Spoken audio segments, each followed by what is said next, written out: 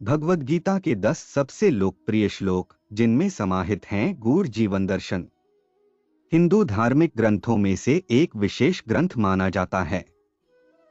यह मात्र एक ग्रंथ नहीं है, बल्कि हजारों वर्षों पहले कहे गए ऐसे उपदेश हैं जो मनुष्य को आज भी जीने की कला सिखाते हैं, जीवन के विभिन्न रास्तों पर उसका मार्गदर्शन करते हैं। आगे जानते हैं कि भगवद गीता के ऐसे 10 श्लोक कौन कौन से हैं जिसमें जीवन दर्शन के गूढ़ रहस्य समाहित हैं। श्लोक नंबर 1।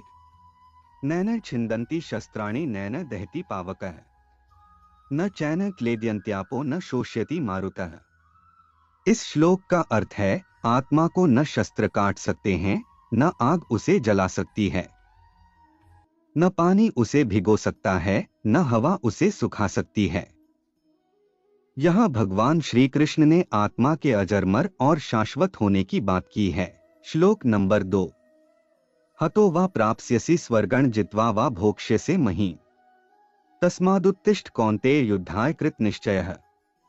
इस श्लोक का अर्थ है, यदि तुम अर्जुन युद्ध में वीरगति को प्राप्त होते हो तो तुम्हें स्वर्ग मिलेगा, और यदि विजयी होते हो तो धरती का सुख को भोगोगे। इसलिए उठो हे कौन्तेय अर्जुन, और निश्चय करके युद्ध करो। यहाँ भगवान श्री कृष्ण ने वर्तमान कर्म के परिणाम की चर्चा की है। तात्पर्य यह कि वर्तमान कर्म से श्रेयस्कर और कुछ नहीं है।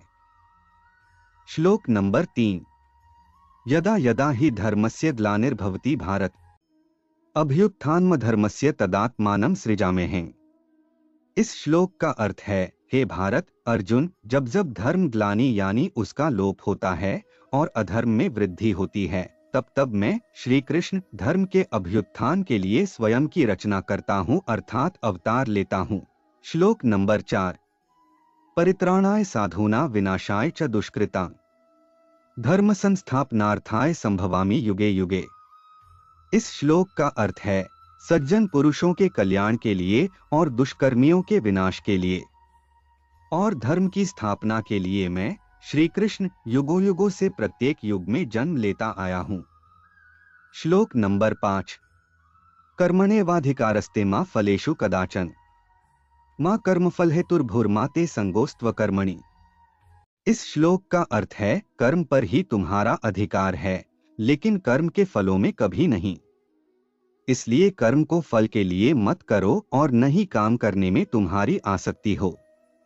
यह श्रीमद् भगवद गीता के सर्वाधिक महत्वपूर्ण श्लोकों में से एक है, जो कर्मयोग दर्शन का मूल आधार है।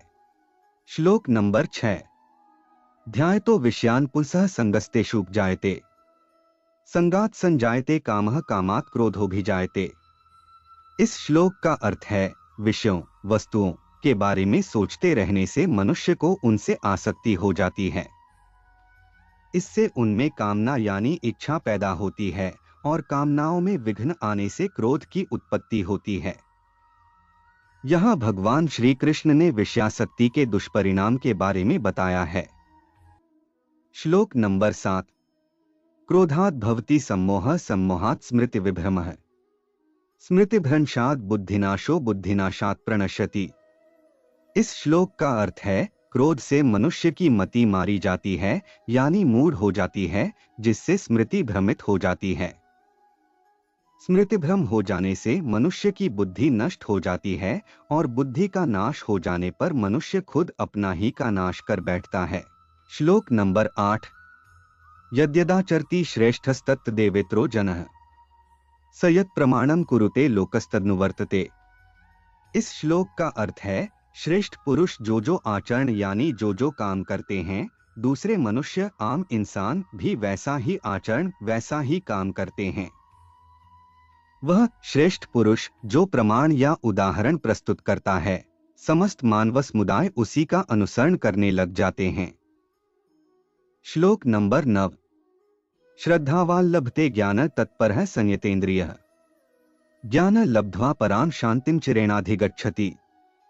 इस श्लोक का अर्थ है, श्रद्धा रखने वाले मनुष्य, अपनी इंद्रियों पर संयम रखने वाले मनुष्य साधन पारायण हो अपनी तत्परता से ज्ञान प्राप्त करते हैं, फिर ज्ञान मिल जाने पर जल्द ही परम शांति भगवत प्राप्ति रूप परम शांति को प्राप्त होते हैं।